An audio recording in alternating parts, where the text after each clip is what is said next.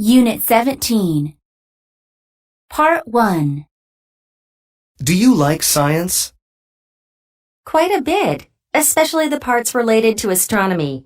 For example, I love to read and watch programs about space. Whenever I learn a new fact about the universe, I get really excited. I'm so glad that more documentary series about space are being shown on TV these days. Do you think science is important? Yes, I think it is important because science improves our lives. For example, we might be able to cure diseases like cancer and AIDS one day because of a scientific breakthrough. Furthermore, science can give us clean energy sources that do not harm the environment. What do you usually use computers for? I mostly use computers to do internet searches. However, I occasionally play games or shop online when I have free time as well. Moreover, I sometimes take my laptop to coffee shops and libraries to get some work done. Do you think the importance of computers will increase in the future? If portable devices, such as smartphones and tablets, can also be considered computers, then my answer is yes. People increasingly rely on the internet to do things these days, and we will probably depend on it even more in the future. Therefore, any piece of equipment that can access the internet will be more important. What are the drawbacks of using computers? I think using computers makes us overly dependent on them. Last month, my computer broke down while I was at home. Since all my files and programs were stored in that computer, I couldn't work or play any games and became really frustrated. That incident made me realize that I depend on my computer too much. What kind of jobs do you think need computer skills? I have to say that having at least some knowledge of computers is essential for any job in today's world. Most companies nowadays use computers to do business. Therefore, it's vital that employees know how to use them properly. Do you use social networking sites? Yes, I log on to social networking sites from time to time. When I visit these sites, I mostly look at my friends' posts and photos. Some of them like to write reviews of the restaurants they go to, and these posts are very helpful to me. Do you think many people use social networking sites in your country? I'm pretty sure that a lot of Koreans use social networking sites these days. In fact, most of my friends use more than one such site. Even my father, who's over 50 years old, signed up for an account recently.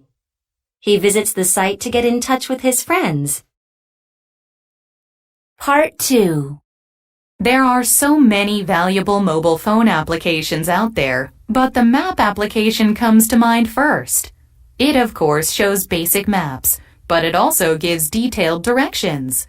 All I have to do is type in my destination, and then it shows me the directions and provides an estimate for how long it will take to get there. If I'm taking a bus or the subway, it will even tell me any transfer information, how long I'll have to wait, and the cost of the trip. I use the app nearly every day and can't live without it. Since it also updates information on traffic conditions, it helps me decide whether to travel by bus, taxi, or the subway. This app is very handy, and it's helped me out a lot. I used to get lost all the time, even on familiar routes. But now, I can just check the app if I don't know where I am. This is especially useful on international trips. I can use the app to find my way regardless of whether I understand the local language or not. It saved me a lot of time and stress. Part 3. What are the differences between applications used by old people and young people? I'd say that there are some differences between the apps that the elderly use and those that the young use. Older people tend to only use basic apps that have been on the market for a while. This is because older people often worry that new apps will be difficult to learn. Therefore, they tend to only use apps for simple tasks, like sending messages and setting alarms. On the other hand, young people are attracted to new apps and learn how to use them quickly. Also, they use these apps for more diverse purposes, like editing photos and tracking their fitness levels. What are some popular applications in your country? The most popular application in my country seems to be the messaging app. This is the most basic app, and I've never seen anyone who doesn't use it. It can be used to send text and voice messages, as well as pictures and videos. Another commonly used application is the web browser. With this app, people can search for things and view information. This is actually the app I use most often. I open it every morning to check out the latest news. Part 2. I'd like to talk about chemistry, which is the area of science I'm most interested in. It may seem odd, but I first learned about the study of chemistry after having my first Diet Coke. I couldn't figure out how in the world it could taste the same as regular Coke, but be calorie-free. So, I did some research to see how this was possible.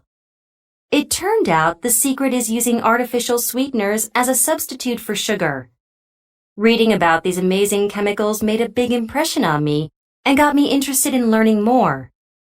In my opinion, chemistry has affected our lives in many positive ways. First of all, the invention of synthetic fertilizers and pesticides has greatly improved our agricultural efficiency. This has reduced the threat of famine around the world. Second, since medicines are basically just mixtures of various chemicals, it's safe to say that the study of chemistry has cured many dangerous diseases and extended our lives. Part 3. What area of science has influenced our society the most? There are many areas of scientific study that have greatly affected our society, but I think computer science has brought about the biggest changes. The invention of computers has increased our efficiency significantly. Computers have not only made it possible to perform calculations faster, but they have also made maintaining and analyzing databases easier. What's more, the Internet has connected people from all over the world and enabled rapid information exchanges. For example, social networking sites give people the opportunity to instantly share anything with anyone.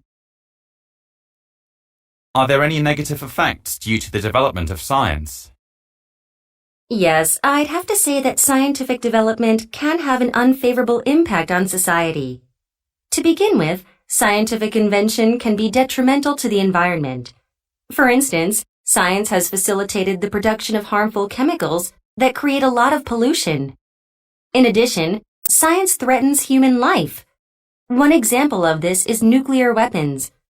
These scientifically designed weapons threaten international peace and can lead to the deaths of innocent people. Unit 17.